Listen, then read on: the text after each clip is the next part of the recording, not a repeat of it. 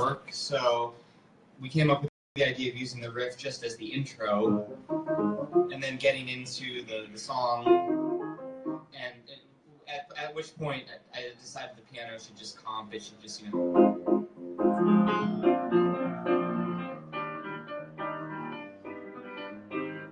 it should just be doing other stuff, and then found that I could use the riff during the pre-chorus, so when it goes, you know,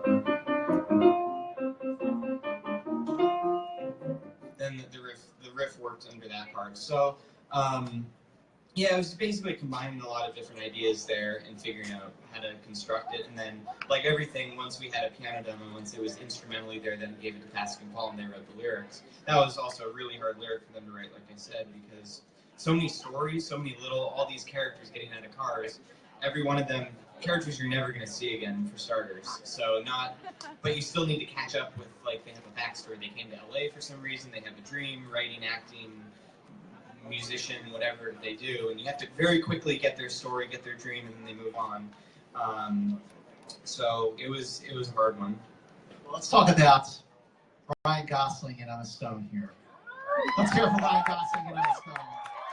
I just love them to pieces. I mean, the chemistry, it's the third movie they've done together, but their chemistry really is very, very crucial to the success of buying into the love story.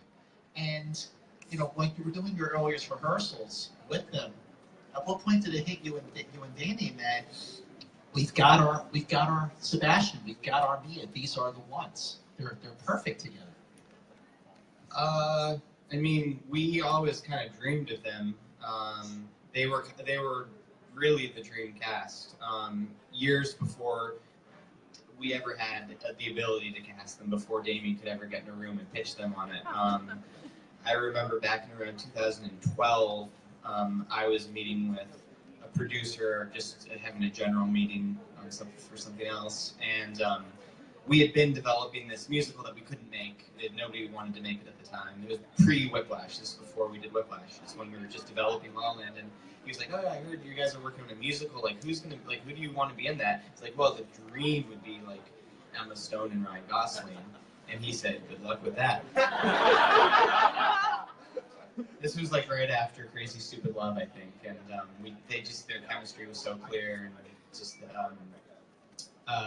so it was years later. We couldn't make La La Land. We did Whiplash. That opened the door to being able to make La La Land's Lionsgate.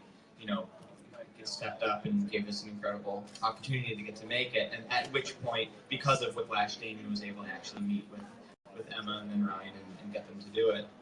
But no, as soon as they came aboard, it was like a dream come true. And they also, from the very beginning, they wanted to work as hard as they possibly could. They wanted to, you know, I remember Ryan asking if prep could be even longer because he wanted more months of piano practice and more months of dancing, and Emma wanting to, you know, both of them wanting to just be in those dance rehearsals for months and really put in the work. And it was great to hear because we knew this movie would need, you know, beyond the brilliant acting that they bring, it would need that kind of work ethic, and they're both just so dedicated to what they do. By the way, speaking of Ryan